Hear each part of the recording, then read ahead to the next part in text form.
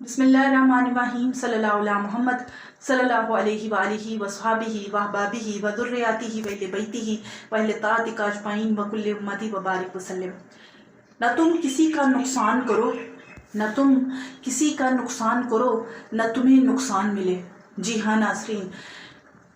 یہ بات ایسے ہے کہ جیسے قرآن پاک میں اللہ پاک فرماتا ہے کہ انسان جو ہے وہ خود اس چیز کا ذمہ دار ہوتا ہے، جو کچھ اس نے آگے بھیجا ہوتا ہے وہی اس کو واپس ملتا ہے، وہی اس کا مقدر بنتا ہے۔ یہ قرآن پاک کی آیتوں کا جو قرآن پاک میں اللہ فرماتا ہے کہ جو کچھ آگے بھیجو گے اسے اللہ کے یہاں پاؤ گے، اگر اچھا بھیجو گے تو اچھا پاؤ گے، اگر برا بھیجو گے تو وہی پاؤ گے جو آپ آگے بھیج چکے ہو۔ اس لیے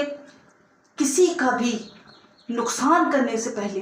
کسی کا کچھ برا کرنے سے پہلے، کسی کو ناحق کوئی تکلیف دینے سے پہلے، کسی کو کوئی ایذا دینے سے پہلے، کسی کے ساتھ برا کرنے سے پہلے 100 بار سوچو، 100 بار اس بارے میں اپنے دل کو ٹٹولو، اپنے ضمیر کو جھنجھوڑو۔ آپ جو کر رہے ہو